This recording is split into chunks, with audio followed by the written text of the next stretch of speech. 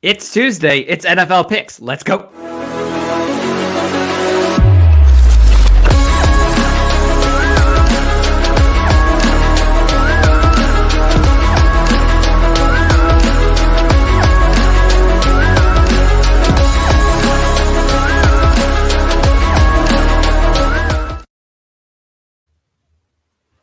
Welcome back to the WebCast, All Sports One Web. Doug is with me. It is Tuesday, so that means NFL picks. We had a great slate of games last weekend. I know when we were doing our picks last week, we were super excited about so many of the matchups. And oh, did the games not disappoint? Absolutely fantastic. We've had the World Cup as well. Round of 16 concluded today with a 6-1 thumping Portugal over Switzerland. Thank you. Jeez, my whole brain is, I was going to say South Korea. I was like, that was yesterday. Brazil versus South Korea yesterday as well. So absolutely fantastic games all across the board here. But let's go ahead and dive into week 14 NFL picks, which kick off this Thursday, Doug, with a team that you have in exile who have won 3 straight, which is the Las Vegas Raiders. Granted, 2 of them in overtime, and the third one with a minute left. Over the Chargers last time out, won by 7. And then we got the Rams who, I'm kind of surprised 28% have them in this one with the injuries and season that they've had. I think the Raiders are in exile. Yeah, the Raiders are in exile. So who will you pick? Losers of 7 straight or winners of 3, but in exile? Who would you pick? I think they are getting this is their last chance. They are out of exile this week for me. They're out. Just this week. If they Just lose, this week. I will never pick them again. Back in exile they go. Back in exile they go. If they win, they're out of exile. So this is a big game for them. This is a big game for them. Wow, game. Thursday night. Bigger for big reasons. We should send them a letter. Gonna get out of exile here from the WebCast Sports. That's the most important thing. You can imagine, I don't even know, Cam Akers, I guess, who's still playing for them. Aaron Donald comes out after the interview. He scored 2 touchdowns last week for whatever reason. Yeah. And of course, I didn't start him in fantasy, because he's done nothing. Of course. Yeah, because they're in exile. The Rams. Rams losers of 7 straight. That's why you wouldn't start any one of them. But I agree with you. I got Raiders here just because Rams are just abysmal. The season to end, get healthy, and try again next year. Kind of like your fantasy team. All right, let's go on to the next one here. The 7-5 Jets taking on the 9-3 first in the AFC Buffalo Bills in Buffalo. Who do you got for this one? I think this is just an unfortunate. It's just unfortunate for the Jets that they played Minnesota. And now they got to go and play Buffalo at Buffalo. That's 2 hard weeks back to back. I think Buffalo's going to come out on top in this game. I think they're just too much for the Jets. They've done fairly well, after losing Breece Hall. They actually surprised me how well they still kind of kept in it and everything. But they're going through a quarterback issue, and they just really need to find their guy. It's a big difference when you find your guy and you just know, hey, here's our quarterback for the future. We don't have to worry about it anymore. Let's figure something else out. Like they did with Josh Allen. His first year wasn't fantastic, but they said, it doesn't matter. He's our guy. And now they Hurts as well. Yeah, exactly. He's our guy. Patrick Mahomes. He's our guy. So they just kind of take the pressure off of them in a way, because they're not saying, okay, if I mess up, I'm out. They're saying, no, you're our guy. Just do you. We're backing you, whatever. And with the Jets, they need to fix that.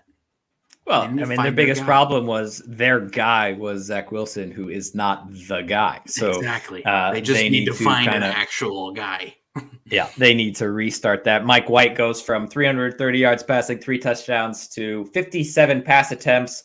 What do you get? 360 and 2 interceptions. Last week against Minnesota, a good game overall, but really the defense keeping them in that for most of that time. I got the Bills as well in this one. They got their top spot in the AFC back because Kansas City's lost last week and Buffalo has the head-to-head tiebreaker against them. So they're going to want to hold on to that as much as possible, get that bye and home field advantage through the playoffs. So I got Buffalo as well in this one. The Battle of Ohio in Cincinnati. The Bengals fresh off another victory over Kansas City. That is 3 straight with a healthy Joe Burrow. They just can't beat them. The Browns went into Houston. Deshaun Watson played absolutely terribly. But the Browns got, I really want to know the stat on this. How many teams in NFL history have a punt return for a touchdown, a fumble recovery for a touchdown, and a pick six all in the same game? The Browns joined that list last week. That is how they got all of their offense to beat the Texans. Deshaun Watson, a game under his belt, maybe he'll do a little bit better. But did he make it past halftime? I wasn't able to watch this game. He did make it past halftime. He played the whole game, surprisingly. What is his stat line? I know, right? I mean, the only reason why they won that game was because the defense just came through. He was 12 for 22, 131, and a pick. Yeah, it's pretty rough. It's not what you want. It's not that we didn't know that was going to happen. Yeah, we just thought the defense wasn't playing as well as they were, they probably would have pulled him. But I mean, when you get, you're up 14 to 5 there late in the third quarter, you're pretty fine against Houston, who can't score either. But anyway, who do you got in this one, Battle of Ohio in Cincinnati? Yeah, I got Cincinnati. Cincinnati looks really good. I mean, they are just an all-around good team. And they just honestly, I don't think they've been talked about enough about how good they really are because of the way they started. Their first few games not doing very well, not looking good. Joe Burrow couldn't get settled in. The offensive line was just not able to block anybody. And, things have changed, and this is a long season. And they've really turned it around, and they're a team to watch. Obviously, the Chiefs can't beat them. So that's a problem for Chiefs fans because we will more than likely see them again. So we need to figure out how to beat them, and we need to figure out how to beat the Bills. And that's just all it is. That's all it comes down to. Yeah, Patrick Mahomes. We'll get to the Chiefs a little bit later. I agree. Let's go with the Bengals here in the Battle of Ohio in Cincinnati. It'll be 40 degrees, so it'll be nice and cold. But I got the Bengals in that one. Houston take their 1-10-1 record to take on the Cowboys, who are probably the hottest team here in the NFL currently, sitting at 9-3. Both sides of the ball have been absolutely fantastic since Dak has come back. We know the defense really carried him through his injury, and now both sides of the ball unstoppable. Anything 1% got Houston. I'm actually surprised. Don't diminish Cooper Rush's importance. Yes, that's fair. That's fair. Very, very fair. Yeah, very true. And who knows? Who knows how they would be doing? Maybe Cooper Rush would be getting MVP votes if he was 9-1 as a starter. I mean, maybe Cooper Rush will take the flight home back to Houston, or the bus ride back to Houston, and he'll be their starting quarterback. Who knows? I got Dallas in this one very easily. This is not even, there's no point in even really talking about this one because Houston are very bad, and they might as well just go full tank at this point. They haven't? I mean, okay. I'm just saying they might as well just not even play their players. Just forfeit. Yeah, a team that is happy to have its players back is Detroit as they continue to put up great performances. A great win against Jacksonville last time out, put up 40 points. That offense just seems to click when Swift and St. Brown are both healthy and available. Mm-hmm. And Goff, obviously, he missed a couple games as well. And they're going against what we know is a juggernaut offense in Minnesota. You got a high-scoring game, and who do you got there in Detroit? Yeah, I think they'll be able to score. I think Detroit will be able to score. I don't know if they can slow them down enough. It's going to be a really good game. Detroit has been playing really, really well. I mean, just solid all-around football. Their defense is getting better, and they're starting to get more turnovers and more big sacks. Third down sacks and everything. So I think this will be a great game, but unfortunately for the Lions, I think Minnesota is just too good. I mean, I think they're going to find a way to win. They're going to grit it out in this tough game.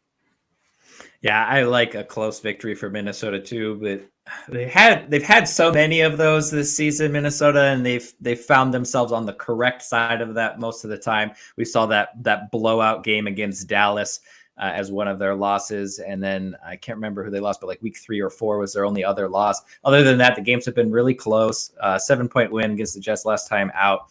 I see the same thing, but I agree. I got a Minnesota win here. Yeah, I think the Lions could take this game. I really, just for that reason, they've all been very close games. And it may be that Minnesota kind of plays to their opponent a little bit. I mean, I'm not trying to take away anything from the other teams that have played them. Yeah, they've played them hard and great, but it just seems like Minnesota is always in the tight games. And, if there was maybe a couple, if they played those games again, the outcome could be flipped. You know what I mean? Or it could be one key drive that changed that game or something. They're close. They're close, but they are a really good team. Yeah, you can't keep playing close games and expecting to win all of them. Just look at Nebraska and their great record under Scott Frost in close games. I think they were 3-57 in close games under him. So it could go either way. If you're going to keep playing close, no matter your opponent, you got to play at your standard, not down. But I got Minnesota in this one either way as we look at Tennessee Titans, who look to get another win, stay top of the division against Jacksonville. Who do you got in this one? Yeah, I got Tennessee. I think Jacksonville, they struggled against the Lions offense, and I think the Titans have a more sound offense. And honestly, even if they had a great run defense, it doesn't matter because they have Derrick Henry. So I think we look for Derrick Henry to just set the tone, and I don't think there'll be much need for passing for Tennessee's offense in this game. Yeah, and it seems Derrick like my Henry scouting report is the same every week. Every week, yeah. Just this late in the season, teams have really kind of built their own identity. We know the Titans go with Derrick Henry. He didn't have the best of performances there against the Eagles last time out. Look for him to bounce back at home. I like Tennessee as well to keep hold of that division and move to 8-5. Battle of the NFC East. The Giants off of a tie with Washington. And Philadelphia off that great performance from Jalen Hurts, 330, 3 touchdowns for him against the Titans. They travel to New Jersey, I guess, to take on the Giants. Who do you got in this one? The Eagles, I was kind of skeptical on them. They had a couple close games earlier in the season. And I wasn't a super believer, and I was thinking, San Francisco's going to win the NFC. Maybe even Seattle will sneak in because that way they're playing so well, those types of things. And honestly, Philadelphia just keep winning. And I think finally I'm starting to jump on the bandwagon of, the Eagles are really, really good. And I've known they've always been good, but now I'm like, okay, yeah, they're the real deal, serious contenders for Super Bowl. The way they were able to slow down Derrick Henry and Jalen Hurts against their, a good defense. Mike Vrabel always has great defense, great game plan going into each game. And the way he just tore them apart, they slowed down Derrick Henry. That's a big deal. And so for me, I think the Eagles win this game because I don't see who really can stop them right now. Yeah, and I think their best asset now, I mean, I guess there's so much question marks on if they couldn't run the football. Could Jalen Hurts' arm take them to victory? We saw that last week. They weren't able to run it that effectively, and he just took over the game and had a great performance, rising his stock up in the MVP race. They can beat you in so many ways. Their defense is fantastic. So I think the Eagles will just have they're going to score too many points for the Giants to keep up, even with OBJ rumored to have been around the New York Giants football facility recently. I think the Eagles offense will just have too much and they will take the win. 12-1 on the season. Absolutely incredible season for the Eagles. Best record in the NFL still. You said he's rising in the MVP category. Who do you got right now leading the MVP race? So here's the thing about the MVP race for the NFL. And historically, this is just a fact. And I don't remember how far it goes back, but the good chunk of recent history is the MVP has to be the best player on the team that is atop of their conference. Currently, that'll be either the best player on the Bills or the best player on the Eagles, because those two teams are the top of the conference. Therefore, I think Jalen Hurts would actually win it if the MVP ended today, purely based on that, because for some reason the voters just value that. However, people don't really value Joe Burrow or Jalen Hurts because they're not flashy, in my opinion. They don't wow you with their talent. They don't make the Joe highlight Burrow reel plays like Patrick Mahomes. Joe Burrow.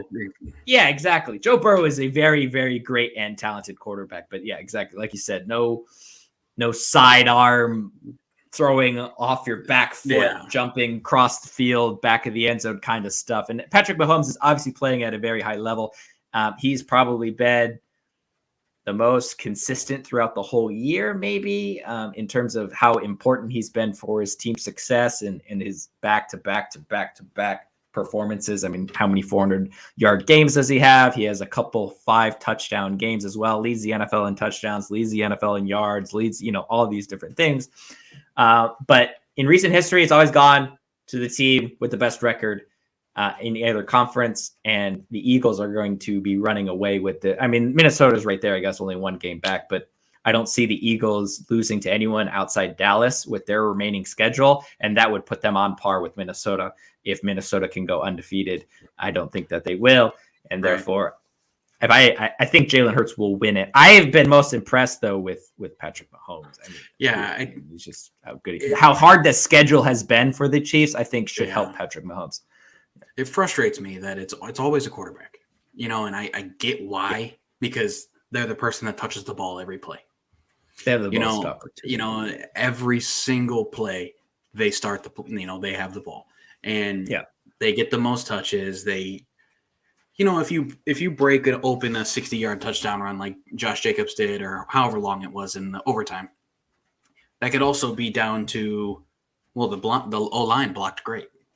Yeah, exactly. But for Patrick Mahomes or Lamar Jackson, Josh Allen, and Jalen Hurts, they'll run out of that pressure sometimes. And that's kind of when the highlight reels start for Patrick Mahomes, is out of the pocket or when he's under pressure. I think that really is what bumps up his stock. But honestly, I think Josh Jacobs and Derrick Henry have been so fantastic this year that it's just a shame that they won't even get looked at.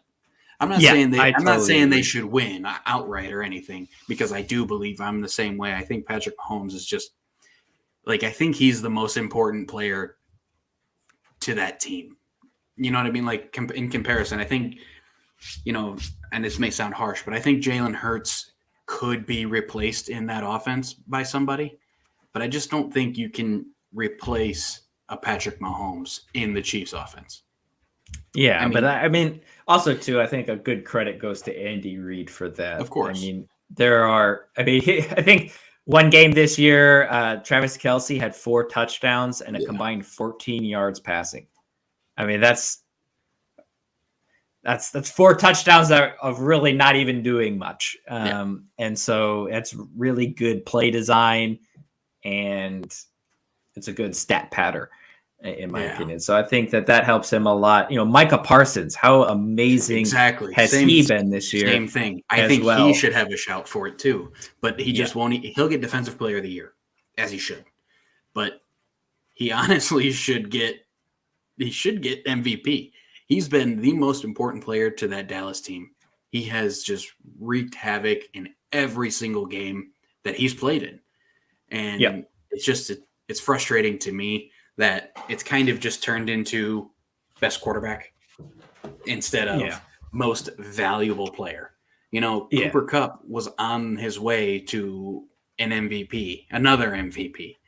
And he kind of broke the mold a little bit from, at least broke it up from quarterback. And he was doing it again, and then he got hurt. But like we talked about before, he was their entire team. So they just killed the guy. But I think we're both on the same page. We probably would think Patrick Mahomes, but I agree that Jalen Hurts will probably win it. Yeah.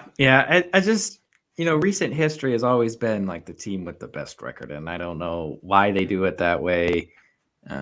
But it's just kind of how it falls. And I don't see the Eagles. I mean, like, even like you mentioned, Cooper Kupp, right? How great of a season, one of the best seasons, if not the best season by wide receiver last year, Triple Crown winner, all that kind of stuff. Aaron Rodgers won it. Why? Because he was part of the Packers who had the best team, best record in the conference. And it's just how it is. Quarterback league for sure. I mean, when was the last time? You want to guess when the last time a quarterback didn't win it? I don't know. No. 2012. Do you want to guess the player in 2012? No. All day. Adrian Peterson, all day. That was the last non-quarterback to win MVP in the National Football League. And that was when Minnesota, I think, was also top of the conference as well. So it's just how it rolls. A team that finally played comeback, whatever, the Ravens, after being down to Denver, scored a touchdown with a minute 30 left to get the win there. They take on the Pittsburgh Steelers, who TJ Watt is doing TJ Watt things. They're going to be fantastic on defense, but can that offense score enough? Who do you got in this one? I got the Ravens. I'm not super thrilled on the way where the Ravens have been playing the past few weeks. They just haven't seemed super great like they were in the first few weeks, where it was like, wow, this team is really going to have a hard time losing unless they keep giving away games. But, I was thinking that these guys are going to just score 50 points a game. It's going to be insane. But they kind of stopped scoring. It seems like they just decided they didn't want to score anymore. I don't know. Problem is they have Lamar Jackson. Yes, they have TJ Watt, but I don't think TJ Watt can catch Lamar Jackson. I don't know. I think the Ravens, because I think they're a better team, but I do think that the Steelers have a better chance now than they did week 3. That's for sure. So yeah, it could be a tough one, but I think the Ravens will win. Yeah, I think this game is going to be a field goal at the end to win it, and there's only one field goal kicker that you trust to make it no matter where it is on the field, and that is one Justin Tucker. So I got the Ravens here with a field goal to win it. Maybe 58, 59, 62, somewhere around that range. Which in is a Heinz chip shot Field, for which that is guy. probably the worst place to kick a field goal.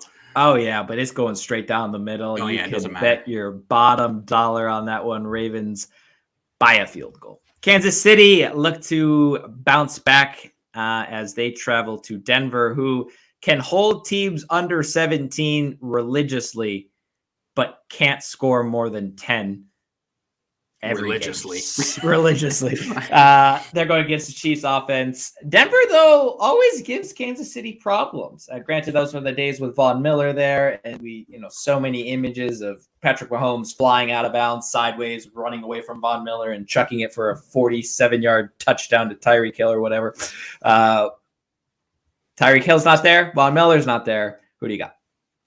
I got Kansas City to be the first team to really break apart this defense. I think we're going to put up 33 or 31 on them. That's double. That's what I mean. I think we're gonna put up a solid number, and I think we're gonna they may score because our defense is pretty meh, but I think we're gonna be the first team to really put it to the Broncos.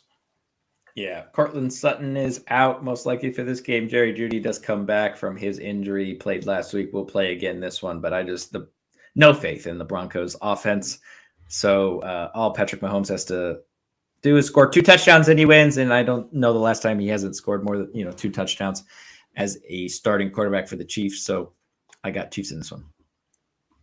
But how do you like that? People got No. Sorry, I got that reversed. Anyway, Tampa Bay, a 10-point comeback late last night to get the win and move to top of their division, the NFC South, at 6-6. They take on San Francisco, who lost Jimmy G to a fractured foot. Their defense, though, however, is fantastic. Tampa Bay's defense is good, but Tampa Bay's offense is, their offense averaging 18 or 20 points. They scored 17 last night in a flurry at the end. Who do you got in this one? Do we know who's starting for San Fran? Let me see here. Are we back to Nick Mullins? Is he still there? I know he's been Nick their backup. Mullins was fantastic. He's been their backup for a while. He is fantastic, Nick Mullins. I miss that guy. That guy was great. Let me see. Who is it going to be? Either way, it's going to be a tough game for San Francisco, regardless of who. Brock Purdy. Sorry, Brock Purdy, huh? Yeah. Well, I don't know. I think Tampa Bay is gonna have a good game, but I just don't know if they're gonna be able to score enough. And I think San Francisco has George Kittle, Deebo Samuel, and Christian McCaffrey, and I think they're just going to be able to score enough by themselves. Just put Christian McCaffrey in Wildcat; he'll throw some touchdowns for you. So I got San Francisco in this game, regardless of quarterback, even if they did start Christian McCaffrey. Yeah, I think that defense is going to give them short fields, if not get a score. Tampa Bay does have a turnover issue-ish. With a team that doesn't score a lot, you really can't be turning the ball over at all. So if you are turning it over, either interceptions or fumbles every single game, you're going to have issues, especially when you're playing the best defense in the NFL. And so I got San Francisco. Yeah. Brock Purdy, formerly of Iowa State. Yeah. Carolina Panthers released Baker Mayfield this week. They travel across the country to take on Geno Smith after his great performance and the Seattle Seahawks. You with the 91%. I feel like these are the most lopsided picks. We've got really 91, 93, 97, 99. You got Seattle in this one? I do. I do have Seattle in this one. I think Carolina sucks. I mean, that's about it. That's about it. That's sums it up. Seattle at home, especially. I got them. Yeah, I mean, just that's all there is to it. Now this game is going to be fantastic. Another team traveling across country. What is the Dolphins' last 3 games? I swear they have been all over the place. Playing San Francisco last week or whatever. Honestly, they're going to have to call up the NFL and ask them what is going on. Playing in, I think it was New England and then San Francisco and then LA. They've literally done the circumference around the United States, but they are flowing at the moment. The Chargers, after a loss last week, do you have them bouncing back against the Dolphins? I mean, I think I would against most teams, but the Dolphins are really good. I don't see how they can stop them. I mean, they just have too many weapons. I don't see how they stop them, and honestly, they haven't been putting up enough points, I don't think, to really get into a shootout with them. So for me, that's why I have the Dolphins. I think if they played somebody really other than the Dolphins, and then not the top teams in the league, I think they could they'd have a better chance against San Francisco, honestly, just because I don't think that they can get into a shootout with Miami. Yeah. I mean, Miami, winners of 5 of the last 6, even against that great San Francisco defense away from home. They still put up 17 points, which is pretty decent. They've scored over 30 in 4 out of their last 6. The Chargers are going to have to keep up with them. And so I agree. I like the Dolphins. Patriots, 54% got the Patriots to take on the Cardinals in Arizona after their bye week last week and get a win. Are you in agreement? I just can't believe that the Cardinals are 4-8. They're just a really good team on paper, and they just have had a lot of issues. I think neither of us are high on Cliff Kingsbury. So I think that, even after the bye week, I think the Patriots are maybe starting to figure it out a little bit. Mac Jones starting to kind of get back into his rhythm. I think the Patriots will win this one in Arizona. Really? I totally agree with you on all of those points. Patriots getting 10 days rest for this one after playing the Buffalo Bills on Thursday last week, playing on Sunday against the Cardinals. And, we don't believe in Cliff Kingsbury, that is for sure. Belichick with 10 days, always a recipe for success, but I just like the Cardinals to find a way to score enough points to win this game, despite how good the Patriots defense is. I just like them to just go over the hump. Granted, I do not think it's going to be an impressive fashion whatsoever. Like you would think with a team with that much offensive firepower and that much time, getting a bye week, getting things sorted out a little bit should do. So I do not think it will be pretty, but I do think the Cardinals will edge it. I'm okay with that. I think this should be what they should have worked on in the bye week was it should have just been on the big whiteboard. Ways to get it to DeAndre Hopkins. Just getting the ball in his hands. That's it. Yeah. They win games when he gets 10 receptions for 160 yards. They win every game. Yeah. And it's hard to lose when you have somebody that good who can just really take over a game, find a way to get it to him. Even if I know he's not the fastest, but even if it's just some end arounds, just get the guy the ball. Yeah, I mean, exactly. And that's just one of the weapons that they have. And so they just have to win eventually, right? But I guess we say the same thing about Tampa Bay, and Tampa Bay sitting there at 6-6 on the season with the offensive weapon power that they have. It just doesn't make any sense. But there you go. Cardinals to get the win on Monday Night Football this week. Those are all 13 of our picks. We do all of our picks through ESPN. We are in week 14. So there is only 3 more weeks after this to conclude the regular season in the NFL. We sit at 113-65.